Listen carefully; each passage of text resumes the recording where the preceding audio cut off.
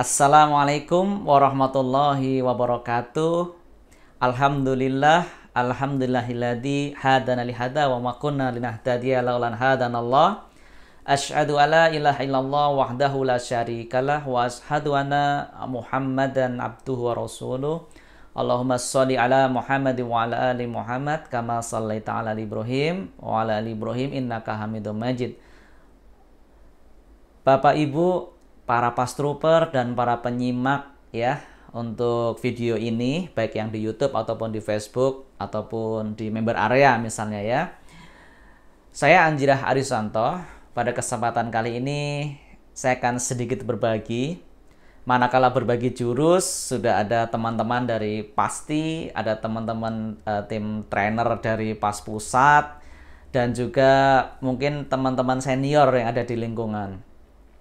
Di kali ini saya men-sharekan sesuatu yang ringan tapi insya Allah bernilai dari guru kita, Ustadz Haris rahimahullah.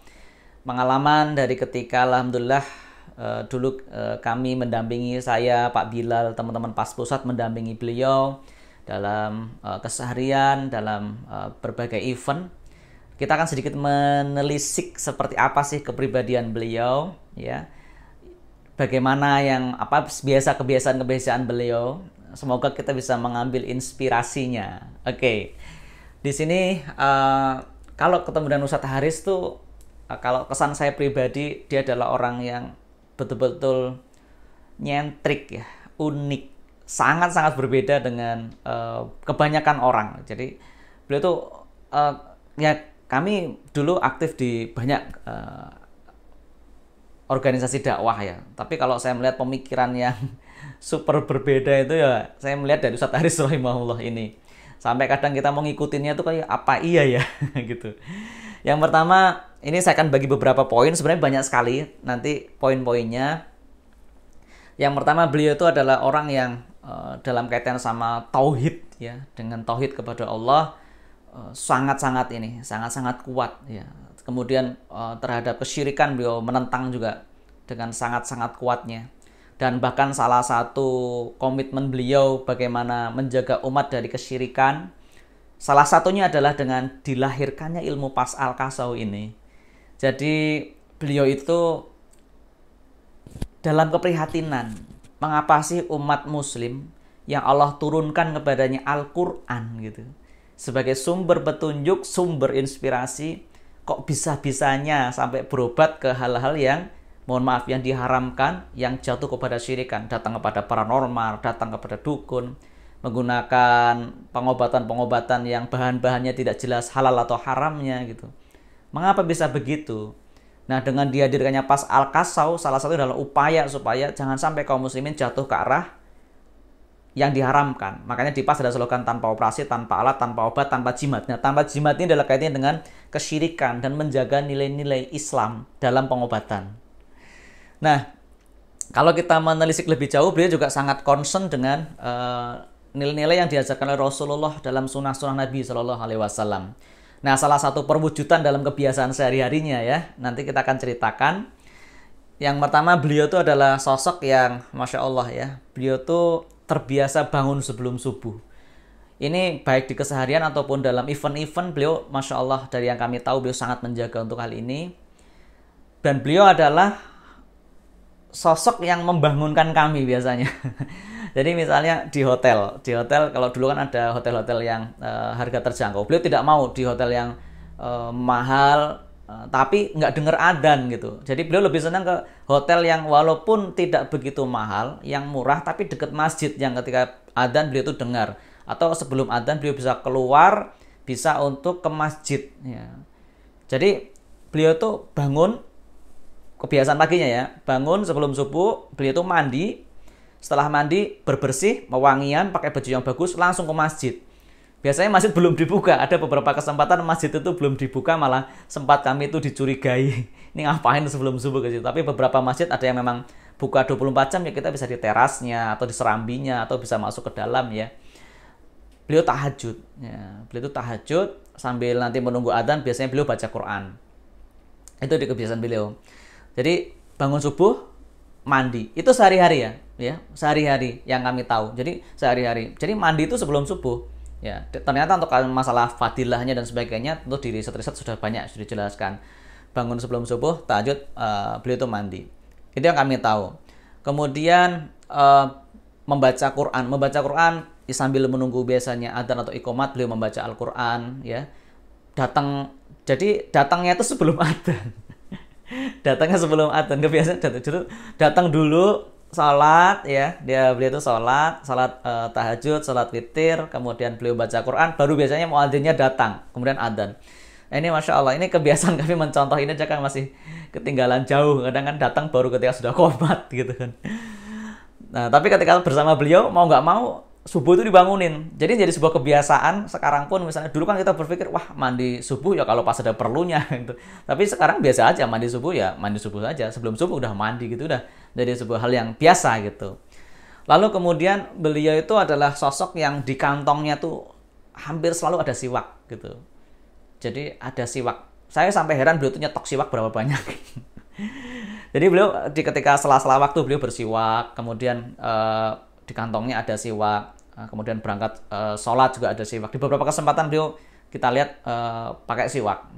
Nah, kita yang belum biasa pakai siwak itu kan kayak rasanya kayak aneh ya. Tapi lama-lama kita juga iseng ikut coba gitu. Ikut coba ya, walaupun kita tahu bahwa siwak itu sendiri sunnah gitu. Tapi kalau belum biasa kan dengan rasanya tuh aneh ya siwak itu.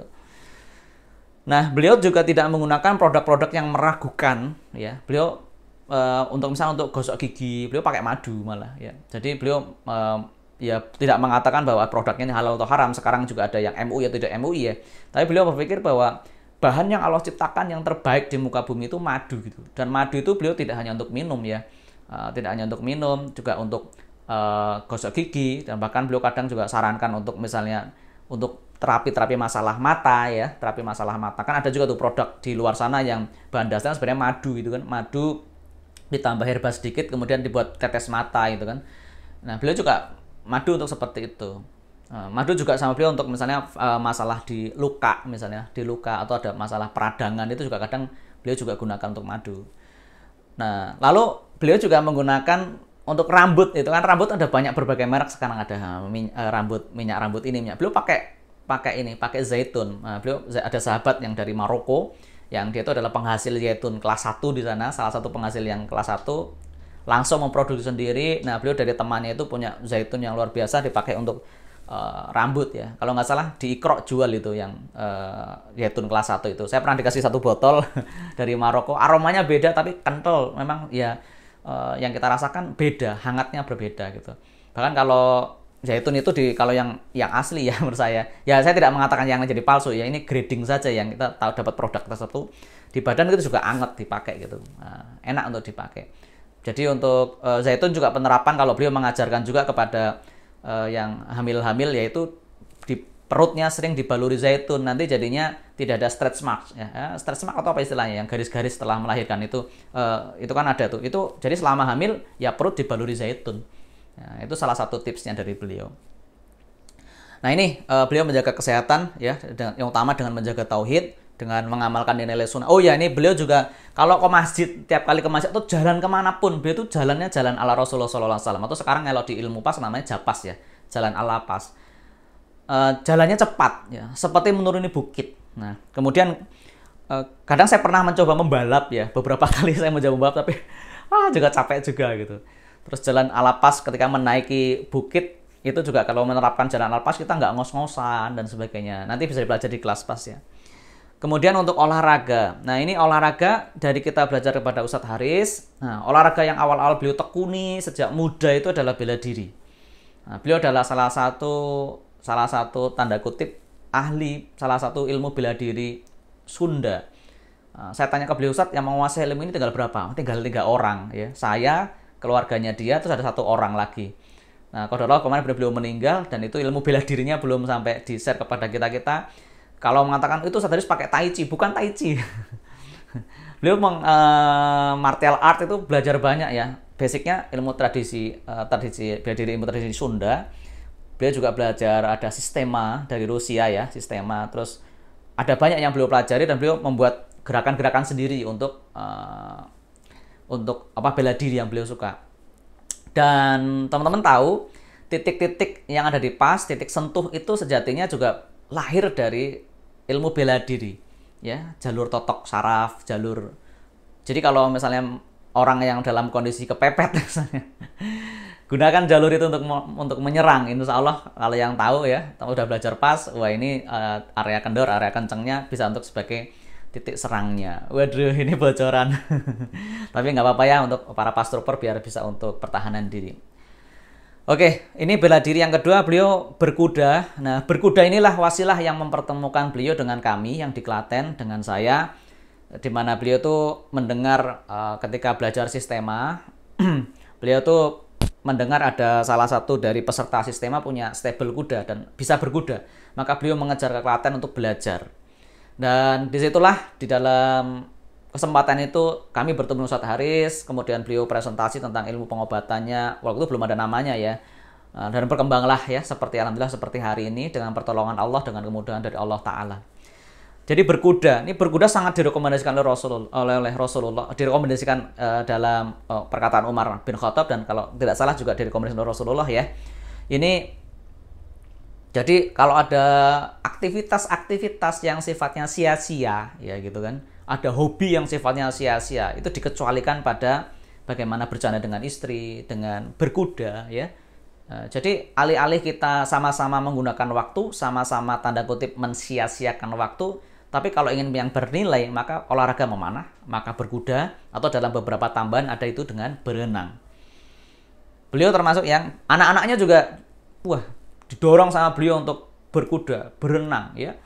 Bahkan pada waktu awal-awal belajar berkuda, ya, ini cerita sedikit saja. Beliau mendidik anak-anaknya dengan keras, ya, luar biasa. Kalau kamu mau belajar berkuda, kamu tidur di kandang kuda. Ya betul-betul, suruh tidur di kandang kuda. Bersama groomer-groomernya gitu maksudnya. Padahal kalau mau disewakan hotel ya biasa-biasa aja kan, hotel juga harganya murah. Tapi enggak, beliau menginternalisasi perjuangan anak-anak itu mencari ilmu berkuda. Grooming seperti apa? Ya suruh tidur bersama dengan para perawat-perawat kuda. Ya. Itu luar biasa. Lalu juga beliau sering workout ya, olahraga-olahraga ringan, fitness. Kalau Bapak Ibu berkunjung misalnya ke Iqra Sehat, ada banyak alat-alat yang beliau biasa pakai untuk olahraga, dan itu olahraga-olahraga ringan. Di sela-sela waktu beliau, misalnya pada waktu event atau di jeda-jeda waktu, beliau kadang juga melatih jurus untuk bela dirinya tersebut, sambil kadang bermain-main dengan PAS trooper untuk misalnya dibanting PAS trooper, tapi bukan maksud dibanting, tapi menumbuhkan semangat kepada PAS trooper untuk ayo belajar bela diri, ayo belajar menjadi orang yang kuat. Karena kan dalam hadis kita sudah tahu bahwa orang yang kuat jauh lebih cintai Allah Subhanahu wa taala daripada yang lemah. Dan dengan kita punya kekuatan, kita bisa bantu banyak orang, bisa melindungi banyak orang. Itu semangat beliau tentang bagaimana untuk bela diri ini. Selanjutnya ketiga, beliau selalu berpesan betul-betul jauhi riba, berhenti dari riba. Jangan tanda tangan lagi kontrak riba. Jangan lidahmu itu terkena materai lagi buat nempel transaksi riba gitu. Dan jangan pula kita tuh kalau kerjasama membangun usaha dengan pelaku ribaholik gitu. Ribaholik ya, memang yang hobi riba, dia tahu itu riba dosa tapi dia tidak mau bertaubat, ya kan? Nah, nggak apa-apa kalau misal seseorang masih ada riba, tapi dia komitmen sudah stop, dia sudah tobat, dia sudah tidak mau mengulangi lagi, tidak mau menambah, tidak mau tanda tangan lagi, sudah tidak mau pasang materai lagi tentang riba, ya nggak apa-apa, kita bantu dia. Bantu dengan apa? Tentu dengan memberikan project-project yang misal kita punya. Oh, dia bisa punya potensi ini, ya kita bisa dorong. Misalnya dia punya potensi wirausaha, ya kita dorong bagaimana supaya dia bisa wirausaha, bagaimana pemasaran, bagaimana ngemas produk, ya. Kita temani dia untuk ayo segera hengkang dari riba, ayo berhenti dari riba. Kita memberikan konseling, apa kemungkinan-kemungkinan ya. Tentu yang namanya riba khususnya masalah hutang, ya tetap harus dibayar. Maka tapi secepatnya harus dibayar itu. Jangan berlarut-larut nanti nambah tenor, nambah waktu lagi sehingga tidak selesai-selesai gitu. Ya. Ini kalau untuk masalah debt free lah, untuk misalnya lepas dari riba, lepas dari hutang, kiat-kiatnya seperti apa ya nanti diskusi dengan kita, dengan di PAS Pusat ada saya, ada Ustadz, ada Pak Bilal ya, yang insya Allah juga pengalaman untuk bagaimana membangun klinik anti riba ya. Dulu saya dan Pak Bilal aktif di namanya Indonesia Islamic Business Forum ya, yang di situ ada ilmu tentang bebas dari riba, kiat-kiat lepas dari riba seperti apa. Ya tentunya bukan kami yang bayar riba Anda gitu, tapi bagaimana potensi-potensi yang bisa kita gali yang kadang kalau orang sudah mumet dengan tagihan itu nggak lihat, ya. Padahal potensi-potensinya banyak, ya. Bisa dikembangkan dan sebagainya. Ini butuh teman untuk diskusi, sharing partner yang bisa dipercaya. Itu ya. Jadi jauhi riba, stop itu riba. Para pastruper dan sebagainya. Karena apa? Bagaimana kita mau sembuh kalau kita tuh berdoa kepada Allah, satu sisi kita memerangi Allah. Pengen sembuh, pengen sehat, tapi kita tiap hari memerangi Allah. Ya. Itu kan nggak sinkron ya. Kitanya mau sembuh berharap kepada Allah, kita malah berperang kepada Allah. Kan dikatakan kalau pelaku riba adalah mengajak perang Allah dan Rasulnya. Ya pasti kapan menangnya kalau kita melawan Allah dan Rasulnya. Maka kalau mau sembuh, mau sehat, ya taubat dari riba. Ya, mau sukses juga dalam usaha, dalam bisnis, ya taubat dari riba. Ya, kita amati sama-sama. Nah, kami juga terus belajar bagaimana Allah semoga istiqomahkan supaya menjauhi riba, tidak terjebak ke arah dunia riba. Oke, yang keempat, sedekah setiap waktu. Nah, ini yang kami juga salut kepada beliau, rahimahullah. Beliau tuh kalau sedekah itu tanda kutip brutal ya. Jadi kalau di kisah masa lalunya saya mendapat cerita dari beliau sendiri di mana suatu hari beliau ada rumah di sampingnya masjid. Beliau pengen sekali dapat rumah ini gitu. Tapi harganya luar biasa. Harganya luar biasa dan beliau uangnya tidak cukup. Nah, beliau melihat masjid ini butuh direnovasi. Maka kalau nggak salah beliau jual 3 mobilnya kemudian untuk merenovasi masjid. Qadarullah berjalannya waktu, beliau dapat rumah, dapat masjid yang sudah terenovasi dengan baik. Itu luar biasa. Dan beliau mengatakan beliau belajar itu dari Ustadz Yusuf Mansur ya pada waktu itu. Dan dalam kesehariannya misalnya waktu suatu hari saya bawa mobil, beliau di samping saya. Tiba-tiba stop ya. Kenapa Tat? Ada duit nggak? Berapa? 100 misalnya. Ya udah kasih 100. Beliau keluar lari agak jauh. Ternyata ada bapak-bapak yang itu sepuh ya, mungkin pemulung kalau saya lihat dari jauh, bajunya lusuh, langsung dikasih uang. Atau waktu saya nemenin beliau di Semarang, waktu mau sholat subuh, itu Semarang, beliau keluar dari hotel, jalan kaki, ada bapak-bapak bawa gerobak, ya, entah itu pemulung, entah itu tukang kebersihan ya, saya kurang tahu. Beliau di kantongnya nggak bawa uang. Tanya teman-teman, ada yang ngantongin uang? Ada, 100 Tat, kasih. Nah, sama beliau dikasih. Karena beliau nggak punya dompet. Beliau nggak punya dompet. Jadi kadang kalau di kantongnya ada uang, kalau beliau bawa tas berarti ada uang. Tapi kalau dompetnya biasanya seringnya kosong. Beliau nggak, kantongnya tuh nggak ada dompet. Ya, nggak ada dompet beliau tuh. Jadi uang ya yang di kantong berapa ya itu gitu aja. Gitu. Nggak dompet untuk numpuk, bahkan ya pokoknya cukupnya yang ada kadang di tas kecil aja, tas lempang yang beliau bawa. Tapi kadang kalau ke masjid tas lempangnya ditinggal di tas, makanya di hotel ya, maka tasnya itu nggak kebawa, dia nggak bawa, beliau Ustadz nggak bawa uang. Pernah waktu di kesempatan yang lain juga sama, jadi sering begitu, sedekah-sedekah spontan, melihat orang kasih. Beliau kalau beli makanan kadang beli lebih, misalnya beliau beli 1, sebenarnya 1 itu cukup untuk beliau, tapi beliau 3 atau 4, tujuan untuk apa? Sedekah, baik sedekah orang yang ditemui atau kepada teman-teman yang lain, ya, untuk ketika makan. Jadi beliau paling enggak mau kalau makan sendiri temennya enggak. Nah, beliau membiasakan misalnya beliau yang senang misalnya olahan kambing ya. Olahan kambing itu juga makanan yang disukai Rasulullah ya kan, kalau dalam kita mengkaji di kitab Syama'il Muhammadiyah ya, Syama'il Al-Imam At-Tirmizi, di mana beliau itu adalah senang dengan daging kambing ya. Beliau makan daging kambing yang paling senang adalah yang kaki kanan ya, kaki depan yang kanan. Beliau juga kalau Ustadz Haris ya, olahan kambing beliau senang. Kalau cuma dibeliin 1 porsi, beliau itu males. Jadi beliaunya pengennya kalau beli ya, pokoknya 1, 4 atau 5. Beli makan rame-rame, makan bersama-sama. Kan dia makan bersama ada keberkahan di situ. Nah, juga termasuk ada faktor sedekahnya. Ini sedekahnya. Beliau sering sedekah dan apa yang paling berkesan buat saya adalah beliau menasehati. Ternyata bukan saya aja dinasehati. Suatu hari ada juga orang yang ketika kami kabarkan Ustadz Haris sudah wafat, beliau nangis gitu ke saya. Karena beliau disadarkan oleh Ustadz Haris ya. Beliau ini teman yang nangis ke saya itu adalah seorang pengusaha, seorang wirausaha, di mana dia punya karyawan. Ditanya sama Ustadz Haris, kamu karyawan berapa? Katakanlah 10 gitu ya. Kamu keluar uang buat karyawan berapa? Sekian juta. Sekian juta kan dia punya karyawan, satu karyawan misal andai kalau sekarang UMK-nya 2 juta, berarti kali 200 juta lah misalnya. 20 juta lah misalnya. Lalu dia tanya sama Ustadz Haris, lalu berapa uang yang kamu gaji untuk orang tuamu gitu? Berapa uang yang kamu berikan atau uang gaji kepada orang tuamu? Di situ bapak ini nangis karena apa? Ya betul-betul kadang kalau uang ke orang tua tuh kayak cuma uang sisa gitu loh. Dia bisa kasih uang untuk karyawan timnya 20-30 juta, tapi ke orang tuanya cuma 200 ribu, 100 ribu. Harusnya orang tua lebih prioritas dong. Karena kita mencarinya ridho Allah, salah satunya adalah dari ridho dari orang tua. Kita meminta keberkahan dengan pintu yang Allah sediakan, bahkan nanti untuk surga adalah orang tua kita. Tapi mengapa kita menggaji orang dengan bangga luar biasa, orang tua cuma sisa-sisa.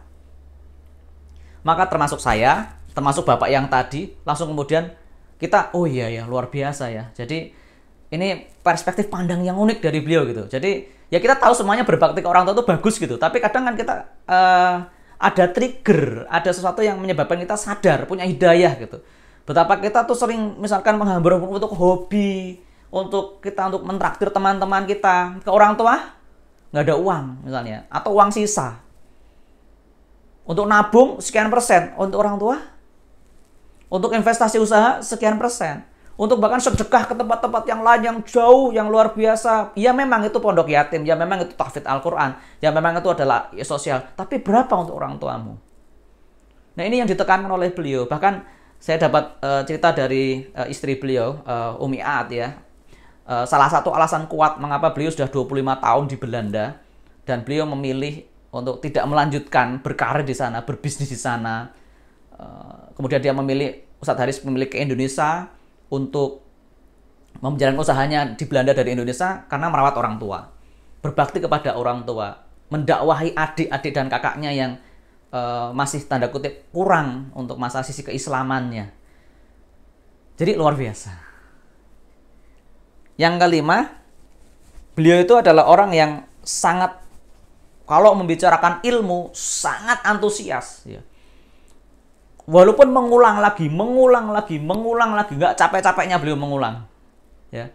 Kalau membicarakan ilmu tuh kayak seluruh tubuhnya tuh keluar, seluruh semangatnya keluar. Jadi kalau membicarakan ilmu tuh sangat semangat. Ya. Walaupun mengulangi itu, bahkan mengulangi, ngasih lagi. Walaupun beliau bercanda tuh ya, kadang bercandanya ya, misalnya wah udah dikasih tahu gimana. Tapi prinsip sejatinya beliau tuh kalau membicarakan ilmu itu sangat-sangat antusias. Jadi membicarakan ilmu tuh sangat antusias. Dan beliau tuh malas banget kalau diajak bicara hal yang remeh ya, misalnya soal politik, soal yang memang kita tuh tidak bisa berperan, tidak bisa ambil peran di sana gitu. Ya biarkan itulah gitu. Kita fokus di area yang kita bisa ambil peran. Kita diambil peran di area pengobatan. Ya sudah, kita master di bidang pengobatan. Kalau sekarang di PAZ berarti kita master di bidang PAZ.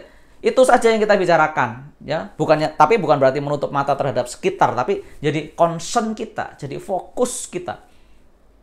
Itu juga yang terrealisasi dalam diri saya. Wah, sekarang alhamdulillah saya ada amanah di PAZ ya. Pokoknya saya akan berusaha totalitas untuk mensupport teman-teman PAS.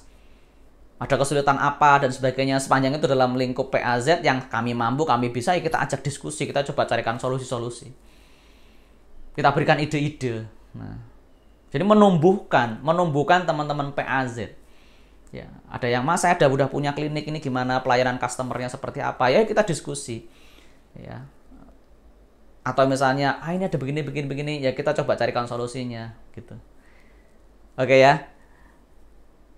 Beliau sangat senang untuk riset, mengajarkan ya, sharing kepada murid-muridnya. Wah, luar biasa. Beliau sangat ini. Jadi, beliau pengen semua muridnya itu seperti beliau. Ayo tumbuhkan. Ya. Menumbuhkan. Jadi tidak tersaingi, wah, kalau saya ahli PAS, murid-murid saya pintar, nanti saya gimana? Enggak. Beliau tuh sangat care. Kalau keliru ditegur dengan luar biasa. Ya. Kalau murid yang malas, dimotivasi dengan luar biasa. Kamu kenapa malas? Umat menunggumu. Ini bagian dari ayo kita sama-sama menjayakan Islam. Bagaimana kita menjaga supaya bagaimana menjadikan Islam itu jaya kembali dengan ya wasilah puzzle-puzzle kecil seperti kita ini. Walaupun kecil tapi Tidak ada yang niat baik ya, itu kecil di mata Allah Subhanahu wa taala. Terus berkontribusi. Ya, ambil jalan juang ya, jalan juang di PAZ, jalan juang kita bagaimana dengan ilmu pas kita bantu terapi para ahli-ahli agama ya, supaya dia dakwah dengan lebih nyaman gitu kan. Misalnya kita menolong orang-orang yang susah sholat ya, susah karena sakit ya, bukan susah sholat karena nggak ada keinginan sholat ya, nanti didakwai dulu ya, supaya dapat hidayah. Nah semacam itu, kita ambil peran dalam perjuangan, ambil peran dalam Islam ya, atau dalam kemanusiaan secara umum kita ambil peran. Ada yang sakit kita bantu, membuka layanan klinik yang profesional ya, supaya apa? Supaya terlayani dengan baik. Kan dalam sebuah hadis juga ya, pedagang yang jujur, yang amanah nanti akan dibangkitkan dengan para syuhada, para siddiqin ya. Jadi berbisnis enggak apa-apa, Pas Trooper membangun unit-unit usaha rumah sehat enggak apa-apa, tapi yang jujur, yang amanah. Ya. Yang jujur, yang amanah. Itu aja pesannya. Tersenyum. Ini yang luar biasa dari beliau. Beliau tuh senyum dan jauh dari sifat ghil. Saya tahu istilah ghil itu dari beliau. Ghil itu jangan sampai di hati kita itu, misal ada saudara kita yang diberikan nikmat oleh Allah Subhanahu wa taala, pasiennya banyak misalnya. Atau dengan wasilah pas rezekinya jadi bagus, atau lebih cepat pinter ilmu pas lah daripada kita. Jangan muncul di hati kita itu rasa kita tidak suka gitu. Ya. Karena ada istilah tuh, ada orang yang senang kalau temannya susah. Susah kalau orang tuanya senang. Itu adalah wujud lawan dari ghil. Kalau orang punya ghil, temannya bahagia, kita ikut, Masya Allah. Maka kalau ada Pas Trooper yang misalnya punya progres ini sebagainya, Masya Allah, kita turut bahagia. Bukan, aduh, kenapa saya nggak dapat uang dari dia ya? Bagaimana saya supaya dapat uang dari dia? No, udah, Allah udah bagi rezeki sesuai dengan kapasitas masing-masing, sesuai dengan amanah yang diberikan Allah Subhanahu wa taala kepada mereka masing-masing. Ada temannya yang bahagia, ya sudah kita ikut bahagia, Masya Allah. Kalau ada teman yang mendapat pencapaian, kita apresiasi. Maka kalau teman-teman lihat, saya pribadi ya, kalau di Facebook ada pas story saya, jos, mantap, hebat. Ada progres bikin rumah sehatnya atau semacam itu, sampai luar biasa, barokallah. Jadi kita kasihkan vibrasi positif ya, vibrasi energi positif. Bukan kita sibuk mencela, mengkritik, merasa iri, merasa dengki. Sudah gak apa-apa ya. Ada saudara kita berkontribusi dengan luar biasa sangat baik, kita apresiasi luar biasa. Kalau dukung kalau perlu. Saya bisa bantu apa? Saya bisa support apa? Dan yang dibantu juga jangan mikir, ini orang bantu saya mau nyari apa? Nggak usah, ya bersihkan itu hati. Nah beliau bahkan sampai dalam beberapa kasus ya, tapi sifatnya pribadi ya, beliau tanda kutip menjadi korban dari banyak kasus yang beliau alami dan sebagainya. Tapi beliau ya sampai sekarang ketemu dengan orang tersebut sudah memaafkan, sudah enteng di hati. Jadi memaafkan itu bukan kebutuhan orang ya, tapi kebutuhan diri kita, lebih asik, lebih tenang. Kemudian bertobat kepada Allah.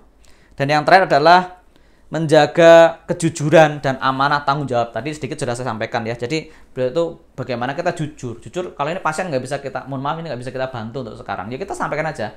Tidak bisa kita bantu. Bukan kita langsung coba-coba gitu. Kecuali teman-teman sudah pernah menangani yang mirip dan yakin insya Allah ini bisa, ya bisa diterapi. Tapi kalau memang nggak bisa, ya ngomong saja nggak bisa. Belum punya ilmunya, atau saya tak belajar dulu ke senior untuk ikut upgrading dulu misalnya. Jadi menjaga kejujuran, amanah ya, jangan punya sifat yang khianat gitu kan. Di depan ngomong apa, di belakang ngomong apa ya. Ini adalah sifat-sifat yang kita pelajari dari beliau dari perspektif keseharian yang alhamdulillah ini teman-teman bisa tanya ke teman-teman perintis, teman-teman Ustadz Pak Bilal ya, teman-teman perintis, Mas Kirno, Pak Tri, Ustadz Bayu, atau teman-teman yang memang dulu belajar langsung kepada Ustadz Haris, insya Allah akan menemukan ini. Dan yang utama adalah giroh beliau itu terhadap Islam luar biasa. Bagaimana Islam ini jaya kembali, bagaimana Islam ini mendapatkan izah tegak ya. Makanya Pas Trooper yang ilmunya boleh belajar pas hanya seorang muslim itu selalu satu upaya. Dan Pas ini adalah masterpiece, karya besar beliau salah satunya untuk bagaimana mendukung supaya Islam bismillah insya Allah jaya di bidang pengobatan. Terima kasih, itu sharing kita di kesempatan kali ini. Semoga ada manfaat yang dipetik. Tentunya saya yang lebih dahulu harus memberikan contoh, memberikan teladan ya. Tapi kita sama-sama belajar, sama-sama beramal. Fastabiqul khairat, saling berlomba dalam kebaikan. Gitu saja, kurang lebihnya saya mohon maaf. Saya Anjrah Arisanto. Assalamualaikum warahmatullahi wabarakatuh. Salam pas, tanpa operasi, tanpa alat, tanpa obat, tanpa jimat. Allahu Akbar.